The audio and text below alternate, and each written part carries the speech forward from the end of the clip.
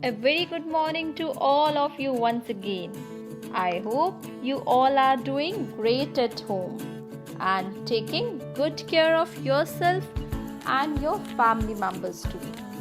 Children, like we always care for our family, friends, relatives, nears and dears. There is one thing which all of us share and we should take care of that also. Yes, that is environment. It is our collective responsibility to preserve our environment in which we all live. So, today's topic is related to that. It's environmental reformers, that is our unit 20, given at page number 30. So, we are going to study about this chapter today, in which we will come to know about many environmental reformers. Firstly, let's understand what is the meaning of environmental. Yes, it is relating to the natural world, the surroundings in which we all live, all plants, animals, and all of us, all the human beings live. So it is a natural world. And reformer means a person who makes changes to do something to improve it. So today we will learn about environmental reformers who have come forward to save our environment. So let's start. First one. She is an animal environmentalist and also a writer. She has written various books like 1001 Animal Quiz, First Aid for Animals, Heads and Tails, and etc. Let me tell you something about her. She had a love for animals since her childhood, and she has played a great role from helping unemployed women to fighting for the welfare of animals. And over the years, she has won countless awards for her commitment to help others. So the love of her towards the environment, towards the animals, has made her very popular. She has once reflected that we are so close to the red line, we may wake up tomorrow and discover there is nothing to save. So all is that she always want to convey to all of us that we should take care of our environment, we should take care of all the living beings near us, animals and plants, right? So she is Maneka Gandhi. So the answer of the first is Maneka Gandhi, an animal environmentalist and also a very popular writer. Okay, so let's come to the second one. He is an environmentalist and also known as Waterman of India. He has done a great work in the field of rainwater harvesting. I hope children you know what is the meaning of rainwater harvesting. Let me tell you once again. It is the storage of rainwater for future use like irrigation purposes and so on. He has transformed the drought-prone areas of Rajasthan into flourishing ecosystems. What is the meaning of drought-prone areas? These are those areas which normally have very less rainfall or almost no rainfall. So he has transformed all those areas into flourishing ecosystems through his water harvesting methods. He received Magsaysay Award for Community Leadership in 2001 for contributing to water management in Rajasthan. He is Rajendra Singh. So the answer of second is Rajendra Singh. Let's come to third one. He is a very famous ornithologist popularly known as Birdman of India. Let me tell you who is ornithologist. Children, ornithologist is that person who studies on birds, or you can say who is an expert on birds. So he is that person who compiled his studies in a book called the Handbook of the Birds of India and Pakistan. He has also written his autobiography, which is called The Fall of a Sparrow. And one thing more I want to tell you, he was the first Indian who conducted bird surveys across India and wrote many birds books. So his name is Salim Ali, popularly known as Birdman of India, ornithologist, one of the very popular ornithologists of our country. Let's come to fourth one. Yes, she is the leader of Narmada Bachao Andolan. Narmada is a river of our country. This Andolan has been conducted as a movement to stop the construction of dams being built on the river Narmada. And in 1992, she was awarded the Goldman Environmental Prize. Children, constructed dams has its own advantages and disadvantages. Advantages like it helps in the production of hydroelectricity. Disadvantages like it disturbs the whole ecosystem of that particular area. So, Medha Patkar is that leader who played a great role to stop the construction of dams being built on the river Narmada. Okay, so this was all about the 4 environmental reformers which we have learned just now. Let me repeat all the answers. First, Menka Gandhi, who is very popular animal environmentalist and a very popular writer also. He has a deep love for the animals. Second, Rajendra Singh, popularly known as Waterman of India.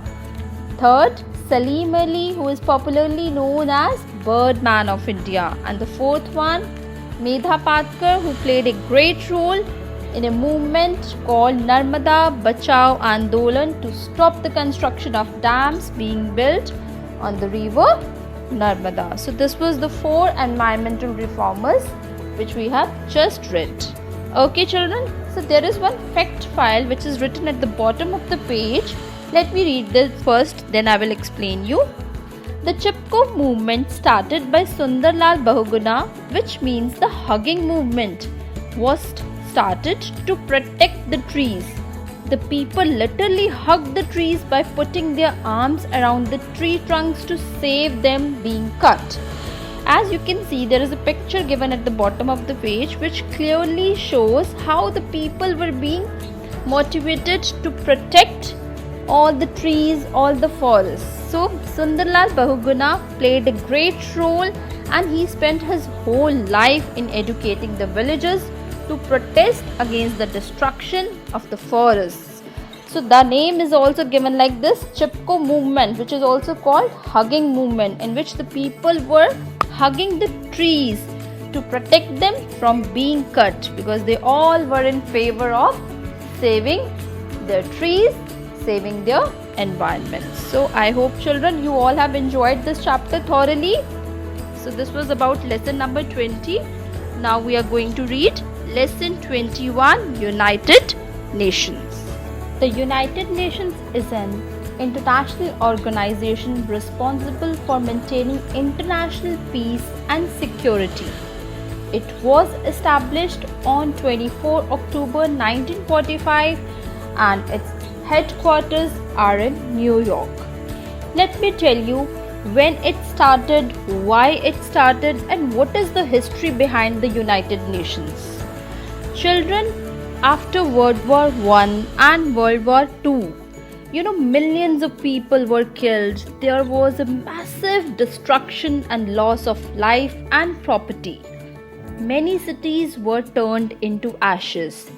Economy of many countries was ruined. Many countries faced problems like unemployment, food shortage, and housing shortage. So the situation was very bad. This situation persuaded the countries to form an organization which will take the lead to maintain peace throughout the world. So this organization was named at that time the United Nations. The main objectives of the United Nations are to maintain peace throughout the world, to have a friendly relationship between the nations, and one thing more is to help nations for achieving all these aims. So this was the main motive, or you can say objective, of United Nations, which started after the massive loss of World War I and World War II. So it was established on 24 October 1945. Remember this date always, and its headquarters are in New York. So in this chapter number 21, United Nations, we are going to know more about the United Nations. Let's have our first exercise. A.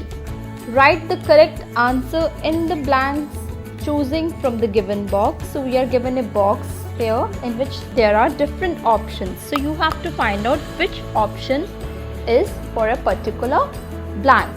First one, dash coined the name UN. What is the meaning of coined the name UN? It means who has given this name UN? Means it was given by United States President Franklin Delano Roosevelt. So who is popularly known as F.D. Roosevelt? So the first answer is F.D. Roosevelt. Let's come to the second one. Presently, dash countries are the members of the UN. Its answer is 189. At present, there are 189 countries who are the members of the UN. So write the answer 189. Third, there are dash official languages used in the UN. Its answer is 6. There are 6 official languages, and I must tell you about your knowledge. They are Arabic, Chinese, English, French, Russian and Spanish. All these 6 are the official languages which are used in the UN. Fourth, there are dash organs of the UN. Its answer is also 6. There are 6 organs of the UN. What is the job of these 6 organs? They all have been given their own particular jobs for maintaining peace throughout the world. And the 6 organs are General Assembly, Security Council, Economic and Social Council, Trusteeship Council, International Court of Justice and the Secretariat. You will come to know more about all these when you will have this chapter in your SST subject. You have a separate chapter for United Nations in your SST book. Okay, let's come to the fifth one. The founder members of the UN were dash countries. What is the meaning of founder members? Founder members means those particular members or those particular countries who are with the UN since the day one it has been started. So its answer is 51. The founder members of the UN were 51 countries who are there with UN since it has been started in 1945. And you know, India is also the founder member of the UN. So the sixth answer is this: India is the founder member of the UN. Seventh one, there are dash permanent members of the Security Council. You will write the answer 5. In Security Council, there are 5 permanent members, and let me tell you who are those 5 permanent members for your knowledge. They are China, France, Russia, the United Kingdom and the USA. These are the 5 permanent members of the Security Council who mainly take care of the security of all the countries throughout the world. So this was about the first exercise. Let's come to the exercise B. It's the match the names. Given below are the names of the UN agencies. Match the names with their full forms. There are many United Nations agencies which help the UN bodies in fulfilling their objectives. So they have been given their own task to maintain, or you can say to help them in achieving their own objective. So you can see the first one, UNICEF. It will match with B option, United Nations International Children's Emergency Fund. match it with B option. As the name you can easily guess, it deals with all the emergencies related to the Children's Fund. Second is WHO. It will match with C option, World Health Organization.